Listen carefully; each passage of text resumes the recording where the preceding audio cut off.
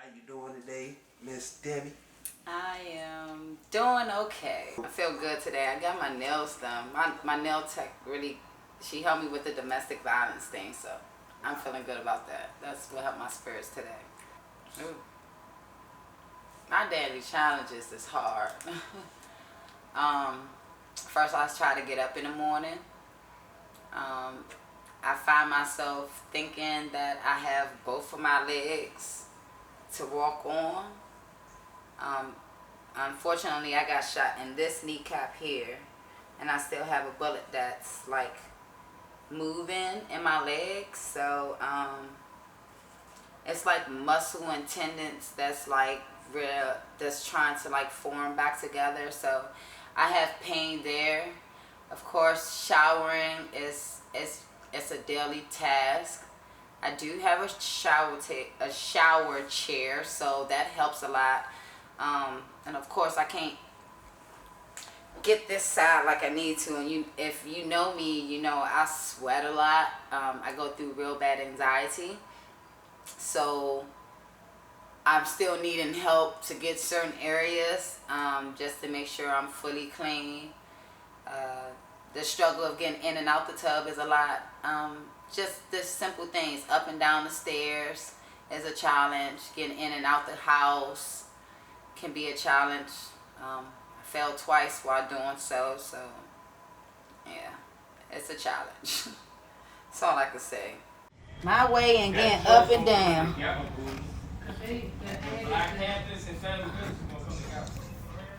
I don't think I really deal with my thoughts.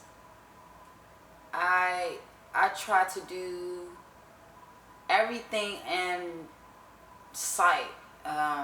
If it's me just looking at my phone to do a TikTok to learn something and see what I can do with my walker, or just praying that people come over so that I won't have to think about it so much, because at night I think that's when I'm in my head the most, and especially when I wake up, because I know the challenges that I'm about to face for the day.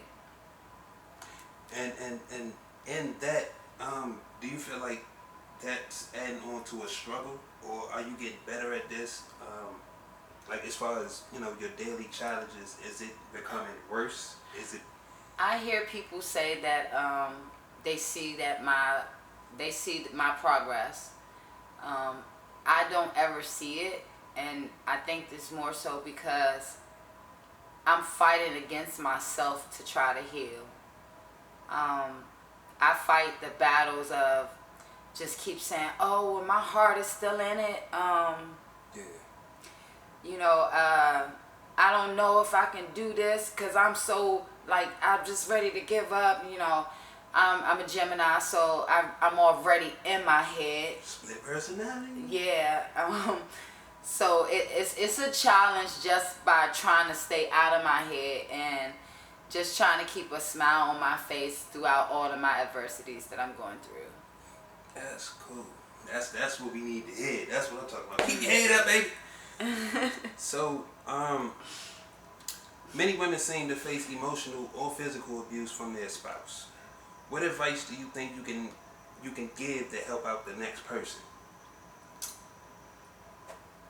The only advice I feel like I can give to help out the next person is, if you notice any signs, if you feel like this may be something that is literally turning into something that you can't find yourself out of, if you find yourself just drained in your relationship, trying too hard, and things are not just equal, I think those would be the things that I would say. Look at those and look very close at it and try to get away from it, because I didn't notice any signs. I didn't notice any signs of anything going on.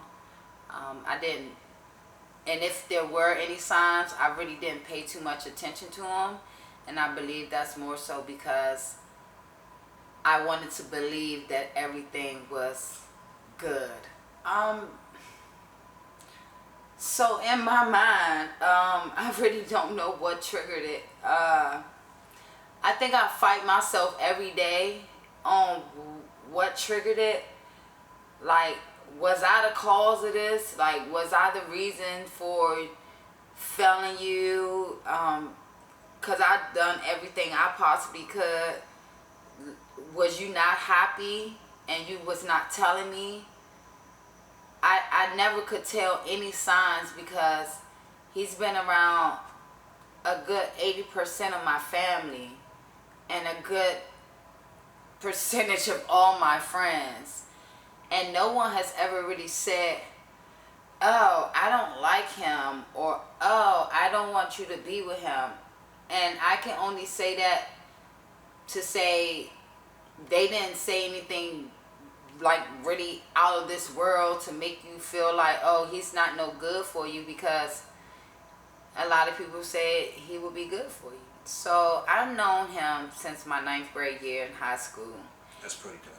And we continued our relationship. So I had got the timeline wrong. He went and got incarcerated around his 18th, 19th year. Then he got incarcerated again for the 10-year span. He got out on good deeds, and we continued that relationship from the last 5 years of his incarceration. Okay. And then every day since then we were inseparable.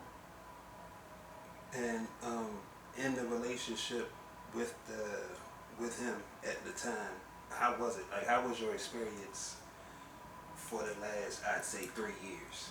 So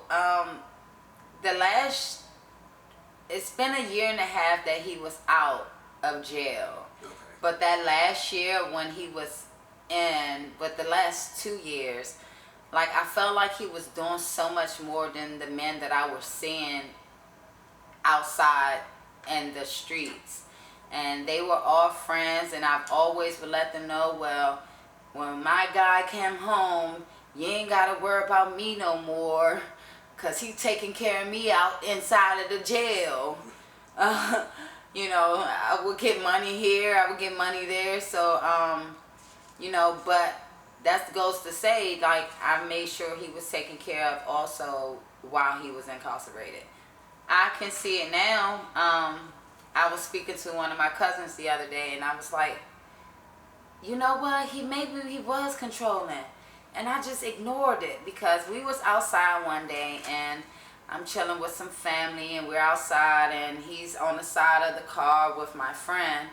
And there's some guys right here with my brothers, and I'm standing here talking to my cousin, and then he happens to walk up, thinking he's gonna, ask me for something. He walks up, he walks behind me, and he pulls me down to sit on his lap, which I was already standing.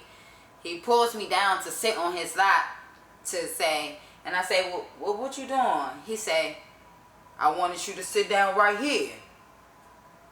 Oh, wow. And me and my cousin just looked at each other, and I was just like, what? Like, I was really lost in that moment, but I tried my best to, like, look past that. Yeah.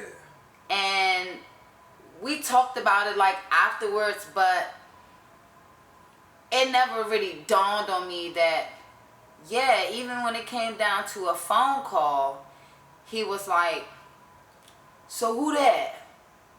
Okay, that was my brother. Which one? Oh, wow. You already know which one. I'm not about to do this with you. And that was pretty much my saying a lot of the times. So we didn't have much of, other than the shouting. We really didn't have too much, because I can make you feel like you've been passed by in just an instant. Like, sometimes my words can be very enticing. It can be very hurtful. And I can be very nonchalant to it and not really care, because I've tried to dim the conversation or just take it away. Like, I do not want to deal with it. Like, I'm not the one to be very conflicting against anything. Like, if you want to be conflicting, then we can take it there, but not in a relationship. I honestly can't tell you what a perfect relationship is, because I believe that so many of the relationships I did have was perfect. And believe it or not, this isn't my first domestic situation. I have 2 domestic situations prior to this. One, some of my family know of. I was in an abusive relationship, whereas I was living out of town with this person, and I was abused often from the liquor that he drank. He would be enticed by me not responding fast enough, and I would get pulled out my bed and get beat on. I would get slammed on the toilet while I was on the toilet.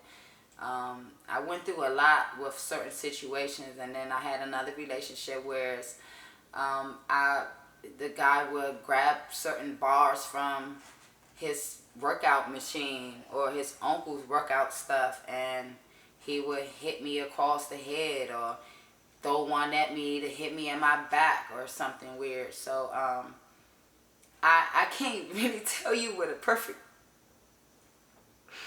I can't really tell you what a perfect relationship is, because I live in denial.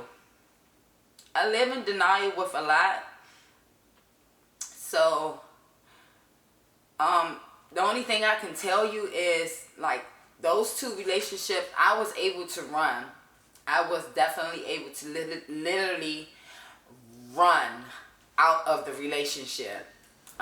Meaning I grabbed a bag, and the moment I saw a chance to go, I would go. But this one here, I lived in my own world to believe that, thank you. I lived in my own world to believe that we were good. We were good, and I thought nobody could take that from us. I called him my king, and he called me his queen. And it definitely didn't show queen status at the end of it. I don't find myself saying maybe it was me, but I find myself trying to rectify why it was done to me. Trying to give reasons to why I'm in this position now. Maybe it was karma. But I'm always good to people. I've always been good to people. Far and near, strangers or not, I've always been good to people. And I just find that I know how to self-pity myself sometimes when it comes to a lot of situations. So I know I blame myself sometimes, and that's the hardest thing now. Cause I just be like as you hear in my last interview, I'm like, all I could think of is if I was in bed, I'll be dead. But that goes with me saying that because I'm not knowing what a person is thinking, and I can be rude. Yeah. Out my mouth, you know, your words have a way in stabbing people, and I don't be recognizing what I do, but I notice that my repercussions and things that I go through is result in how I might be treating someone. So I definitely find myself blaming myself, but not saying that I deserve this much ever. Even with this situation happening to me, I call on God and asking Him to forgive me for the thoughts that went through my head, to forgive me for, thinking how I'm thinking, to remove negativity, because as we just said, I don't want to have this happen to my worst enemy, but he's now my worst enemy. Yeah. So how are you supposed to feel? And everyone just like, I want to do this, or, people have their own feelings behind what has happened too, and I can't stop how they really feel. Only thing I can say is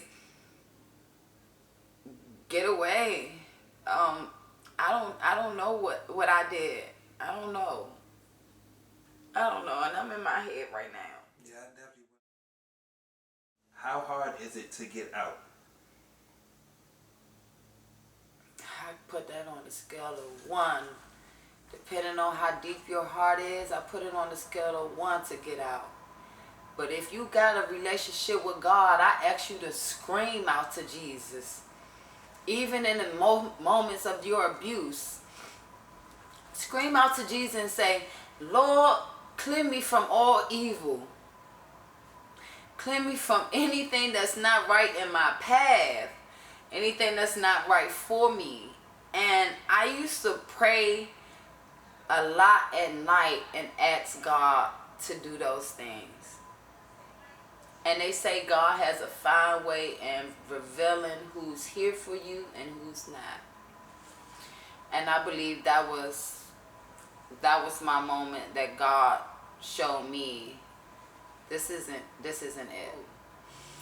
Yeah, I think people stay because sometimes you feel like you might not find nobody as good as this person, or who would treat you like this person, when in actuality that person ain't treating you like shit. That person ain't treating you like you are that queen. You know, you can be that one person in a relationship that's doing more for the other, and then you find yourself going shooting up and that person trying to catch up, and the fact that their mental might not be there and they just see you're doing more than them, I think that would be that's amongst the hardest thing for some people. That's what it was hard for me. I didn't know that as I was trying to let him lead the way as a man, I was still being more of the leader in our relationship. I don't care what your sexual preference is. Straight, gay, it comes in all shapes and forms. The fact that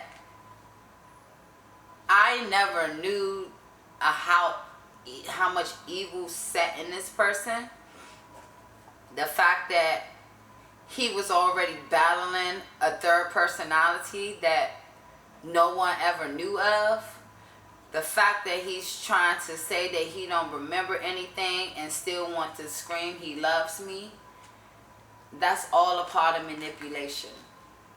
Narcissistic, controlling, and I don't want to be there no more. So no, it don't have a gender or race. My plans going forward is healing. I want to heal. I want to heal my heart, number 1. The challenges of me doing my everyday things, I focus on trying to be very independent. Being able, having to rely on somebody makes you go back in your head. So moving forward, I'm going to focus on healing and continuing to ask God to keep me on the straight path. To continue to ask God to, relieve me from all the demonic things that I feel or that I may be thinking, because I don't want this no more. And I know I'm going to be better. It's just in due time. It's just in due time. I'm focusing on that. So let me tell y'all, I found my own little trick.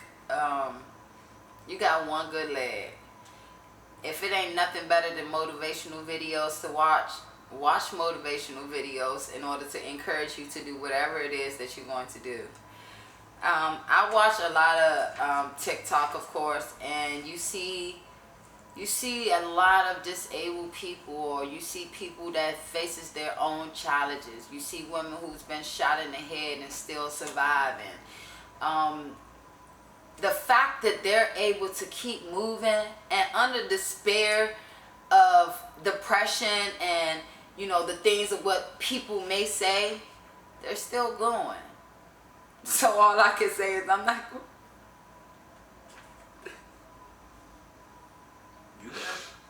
gonna give up. I hate being staying in my head.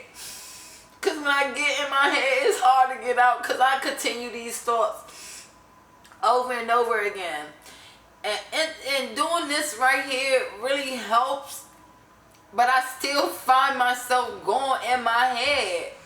Yeah. One of the questions that I get a lot that people ask me is, so you didn't know he was like this? Or why you ain't recognize none of the signs? They have asked, so why you stick around with him, or why you still answering his calls?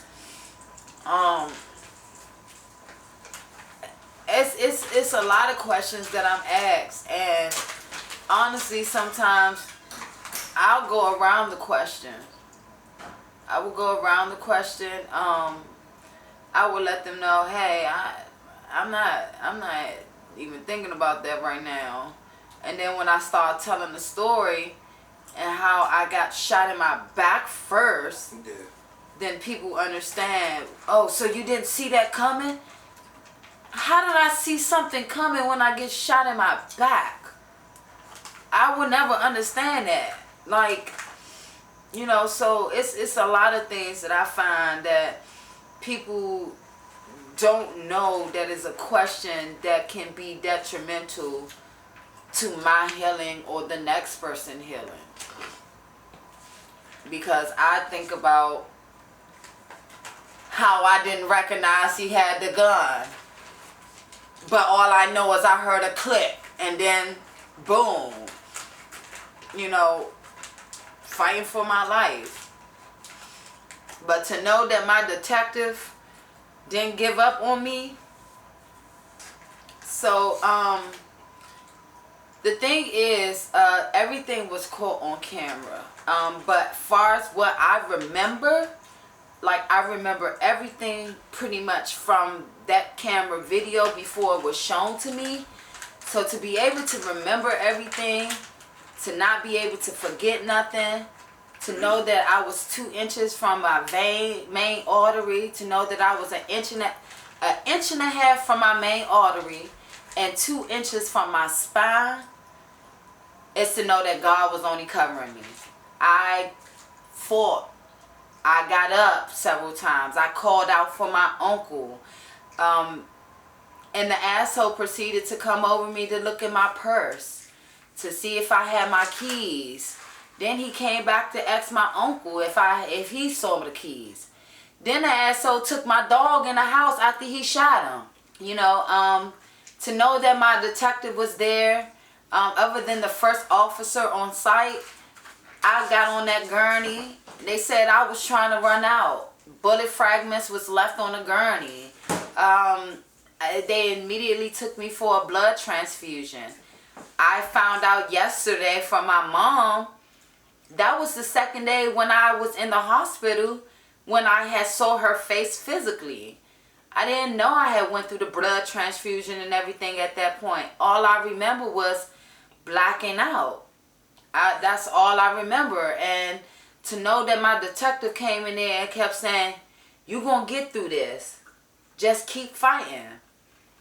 And then to hear the story from the DAs to say, "Oh girl, we thought you were gone.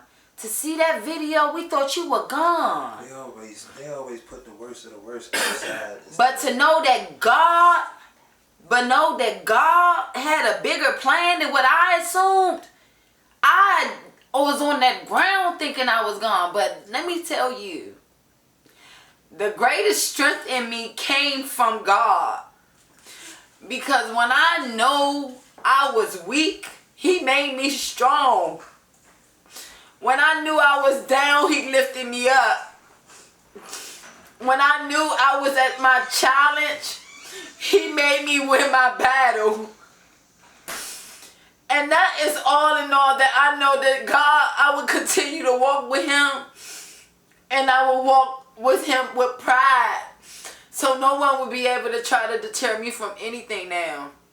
I used to ask God to remove the taste of weed from my mouth. I don't even taste weed no more. I was a smoker.